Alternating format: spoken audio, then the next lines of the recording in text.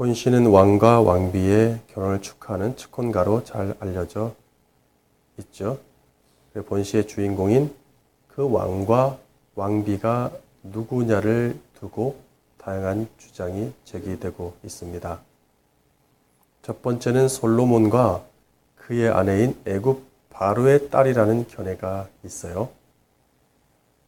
그런데 8절에 솔로몬은 상하 보좌를 만들었긴 해도 상하궁을 만든 기록이 없어요. 또 12절에 두루의 딸이 나오므로 솔로몬을 위한 축혼가라고 보는데 좀 애매합니다. 혹자는 솔로몬의 아내가 700명인데 그 중에 두루왕 히람의 딸이 있으며 솔로몬과 두루왕의 딸을 위한 축혼가라고 주장하기도 합니다. 두 번째는 아합과 이세벨이라는 견해인데 이 주장을 뒷받침하는 근거가 바로 상하궁이거든요. 이스라엘 역사에서 유일하게 아합이 상하궁을 건설했습니다.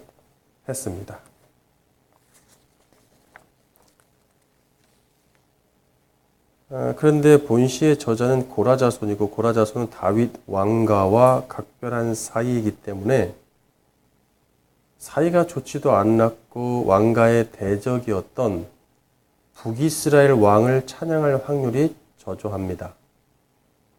특히 아합과 이세벨은 이스라엘 역사에서 극악무도한 죄를 범하고 의인들을 잡아 죽였던 그런 사람이라서 시편의 주인공으로 적합하지가 않죠. 세 번째는 남유다의 왕 여호람과 그 아내 아달랴라는 견해입니다. 여호람은 다윗 왕가이긴 하지만 아달랴는 아합과 이세벨의 딸이죠. 오므리의 손자고. 그래 북이스라엘 왕 중에서 오므리와 아합이 또 극악무도했던 것처럼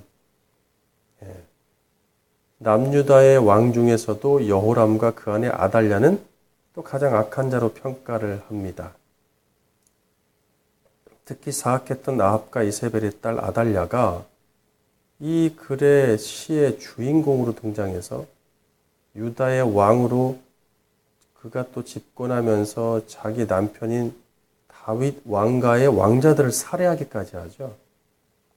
그래서 하나님의 분노를 삽니다. 성경의 저자인 시인이 이런 극악한 자들의 결혼식을 축하하는 시를 썼을 리가 만무하죠. 솔로몬이 이방 여자를 집안의 본처로 두는 것 자체도 성경에서 하나님의 말씀에 합당하지 않고요. 또 아합과 이세벨의 결혼도 더더욱 합당하지 않고 또 남유다 왕인 여호람이 그 아달랴와 결혼한 것도 상당히 부정적이죠. 그런데 그들이 어떻게 결혼식을 하나님 앞에서 찬양할 수가 있겠습니까? 만약 이런 자들이 본시의 주인공이라면 성경은 진리의 정통성과 순결성을 잃게 될 것입니다.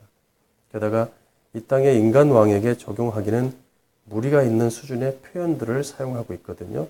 그러므로 본시는 구약시대 한 왕이 아니라 메시아 왕과 그의 신부의 결합을 찬양하는 메시아의 축혼시입니다.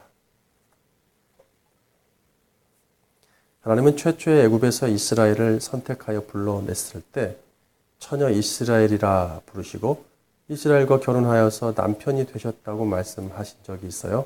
이사야 54장 5절 이는 너를 지으신 이가 네 남편이시라. 그 이름은 만군의 여호와시며 네 구속자는 이스라엘의 거룩한 이시라. 예레미야 3장 14절에 여호와의 말씀이니라 배역한 자식들아 돌아오라. 나는 너희 남편임이라. 하지만 하나님의 여자인 이스라엘은 다른 남편을 쫓아갔고 하나님도 당신의 여자를 버리시죠. 이것으로 끝나지 않고 하나님은 이 결혼관계가 다시 회복될 것을 예고하십니다. 이 결혼관계를 성사시키려고 한 왕을 보내겠다고 약속을 하세요. 이 왕이 신랑의 신분으로 와서 택한 백성을 신부로 삼아 정혼을 할 것을 예고한 것이 호세아 2장입니다. 호세아 2장 16절부터 제가 킹 제임스 협정력을 읽어보겠습니다. 주가 말하노라 그날에는 네가 나를 이슈라 부르며 이슈는 신랑이죠.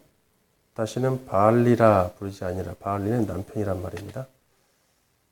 또 내가 영원토록 나를 위하여 너와 정언하리니 참으로 내가 나를 위하여 의와 공의와 인자함과 긍휼로 너와 정언하며 나를 위하여 신실함으로 너와 정언하리니 네가 주를 알리라. 오늘 시인은 신랑으로 오실 메시아와 그 신부인 교회를 위해서 축복의 노래를 부르고 있습니다. 2절에 왕의 입술에 은혜를 머금는다고 했는데 메시아의 입술에서 은혜가 흘러나온다는 뜻이겠죠.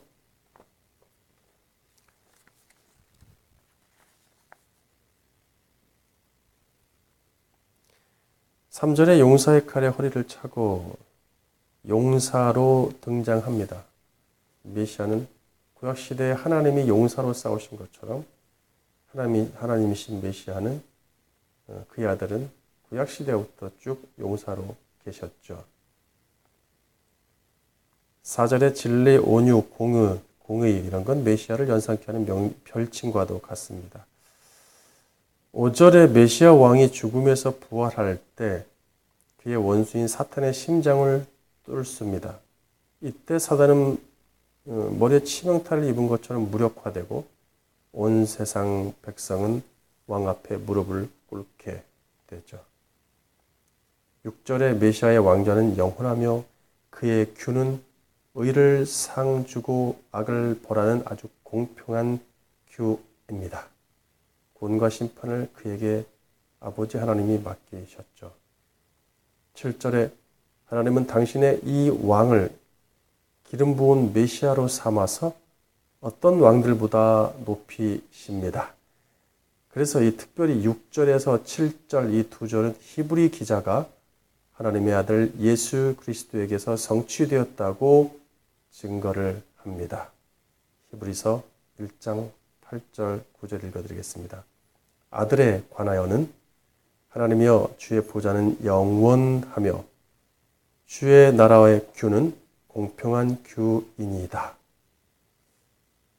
주께서 의를 사랑하시고 불법을 미워하셨으니 그러므로 하나님 곧 주의 하나님이 즐거움의 기름을 주께 부어 주를 동료들보다 뛰어나게 하셨도다 하였고 라고 오늘 본시의 6절 7절을 그대로 가져왔죠. 이것을 예수 그리스도에게 적용을 시키고 있습니다. 그러므로 여기 히브리서 1장 8절 9절에 하나님은 여호와 하나님이시고 아버지 하나님이시고 주는 예수 그리스도죠. 신약의 저자들, 사도들은 예수님을 주라고 늘 부릅니다. 8절에 몰약과 침향과 육계는 고급 향료죠. 이것은 동방박사가 유대인의 왕으로 오신 아기 예수에게 드림으로써 성취되었습니다. 9절에 가까이 한다는 번역이 좋지 않고 원어에 귀중하다로 되어 있어요. 귀중하다, 존귀하다. 메시아의 여자들을 딸 예루살렘, 딸 시온이라고 표현하므로 자칫 민족 이스라엘만 메시아의 여자가 된다고 오해를 하면 안 됩니다. 이건 유대인들이나 하는 오해입니다. 시인은 메시아 왕이 귀하게 여기는 여인들 중에 10왕의 딸이 있다는 것을 언급하고 있죠. 혈통적 이스라엘로만 적용되지 않는 온 왕, 즉 온 나라의 딸이죠. 그렇게 언급해서 민족을 초월해서 만인이 그 여자의 자격이 될 것을 시사하고 있습니다. 하나의 왕후는 어떤 한 사람을 얘기하는 게 아니라 이세벨이나 아달랴가 아니라 하나님의 백성을 상징하는 하나의 교회를 뜻합니다. 대표성이죠.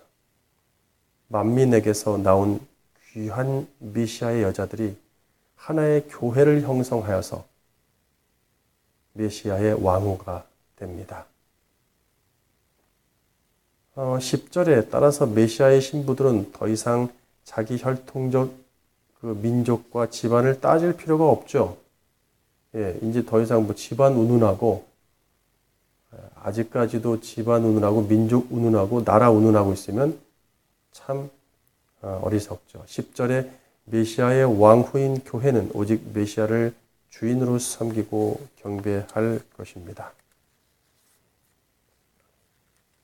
12절은 다시 번역하면 두로에 따라 네 예물 앞에서 부유한 백성들도 나약해질 것이다. 다시요.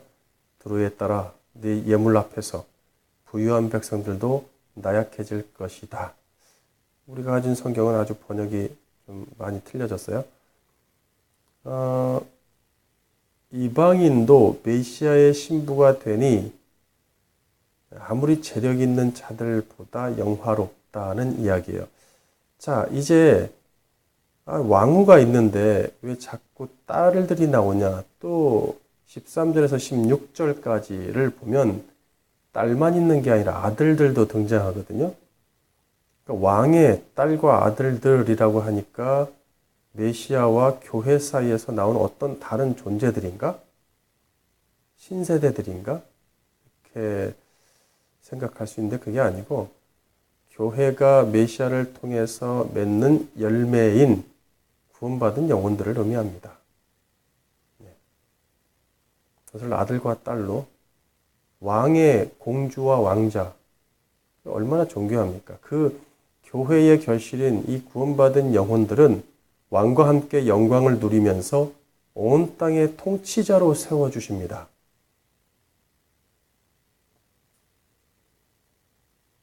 어, 16절에 하나님은 이 땅의 모든 세대들에게 그 왕의 이름을 기억하게 하시니 만민은 그 왕을 영원히 찬송할 것입니다. 오늘날까지 계속되고 있죠. 그 찬송은 메시아 왕을 우리는 찬양하고 있어요. 약속대로 그 왕을 백성에게 보내주셨고 택한 백성은 왕 대신 예수 그리스도의 신부가 되어서 온 땅에 퍼져서 온 민족에게 퍼져서 영적으로 다스리게 하셨습니다. 오늘도 우리 왕이며 주인이며 신랑 되신 예수님과 함께 각자의 삶의 터전에서 영적으로 통치하며 그분의 이름으로 악한 세력을 이기고 승리하시기를 주님의 이름으로 축원합니다.